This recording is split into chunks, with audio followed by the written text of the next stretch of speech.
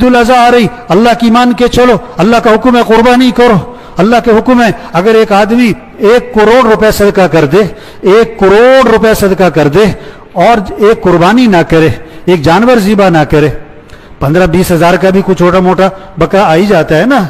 تو 15-20 ہزار 25 ہزار کا اس نے دمبا ذبح نہیں کیا اور 1 کروڑ روپے صدقہ کر دیا، نہیں تو چاہے 10 کروڑ صدقہ کر دے، ہاں یہ قربانی قبول نہیں، یہ تو نافرمان ہے، اللہ کے ہاں گناہ گار ہے، اللہ کو تیرے پیسوں کی ضرورت نہیں ہے، ہاں اللہ کو تیرے پیسے کی ضرورت نہیں، حکم پورا کرو، آج کا حکم ہے قربانی کرو، آج کا حکم ہے قربانی کرو، اللہ کے نام پر خون بہاؤ،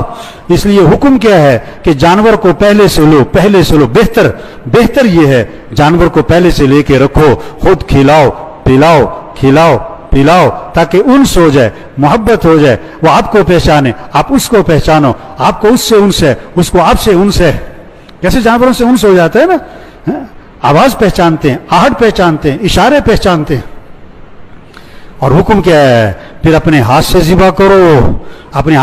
کرو، یہ نہیں کہ کسائی کے حوالے کر دیا، ابھی تو 2 دن پہلے نہیں،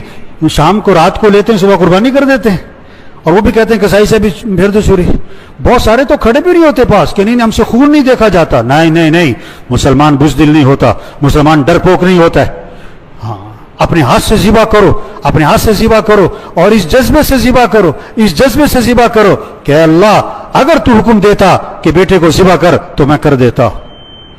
ہاں ابراہیم علیہ السلام نے جب بیٹے سے پوچھا کہ بیٹا یہ حکم ملا ہے کہ تجھے ذبح کروں،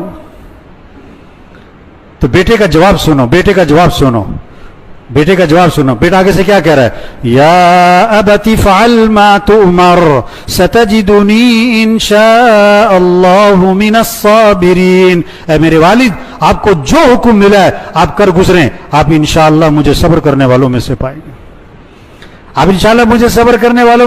گے، میں تیار ہوں، کس کے لیے ذبح ہونے کے لیے تیار ہوں۔ ہاں اور بیٹا ابا سے کہہ رہا ہے کہ ابا ذرا آنکھوں پہ پٹی باندھ لیں، ہاں آنکھوں پہ پٹی باندھ دیں تاکہ آنکھیں مل نہ جائیں، چاہے دونوں کی چھری چلانا مشکل نہ ہو جائے، میرے پاؤں باندھ دیں، تڑپوں گا، خون کے چھینٹے آپ کے کپڑوں پہ پڑیں گے، ماں دیکھے گی تو دکھ ہوگا۔ ہاں یہ جذبہ جو اسماعیل علیہ السلام میں آیا، یہ باپ کی تربیت نہیں، باپ تو چھوڑ کے چلے گئے تھے، اسماعیل علیہ السلام ماں کے پاس رہے تھے، یہ حاجر علیہ السلام کی تربیت ہے کہ بیٹے کے اندر یہ جذبہ ہے، اس لیے کہتے ہیں سب سے پہلا مدرسہ گھر اور ماں کی گود ہے، ماں کی گود ہے، یہ مائیں تربیت کر سکتی ہیں، مائیں ذہن بنا سکتی ہیں، ہاں مائیں بچوں کو نیک بنائیں۔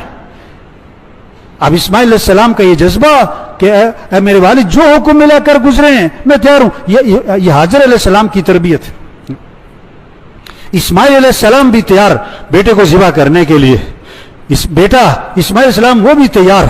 اور حاجر علیہ السلام کو جب پتہ لگا، شیطان نے کہا نا پتہ کہاں لے کے جا رہے ہیں کہ ذبح کرنے، کہ یہ کیسے ہو سکتا ہے باپ بیٹے کو ذبح کرے، کہ اللہ کا حکم ہے، اچھا اگر اللہ نے حکم دیا ہے اور تو اللہ کے حکم سے روکتا ہے تو شیطان ہے۔ حاجر علیہ السلام بھی تیار، دنیا میں 3 طبقے ہیں، مرد اور عورت اور بچے، ان تینوں طبقوں میں یہ جذبہ آ جائے، ہمیں کس کو راضی کرنا ہے، ہمیں کس کی مان کے چلنی ہے، ہمیں کس کے حکم کو پورا کرنا ہے، ہم ہر چیز قربان کریں گے، اللہ کا حکم قربان، یہ جذبے کی یاد دہانی عید الاضحیٰ آ رہی ہے۔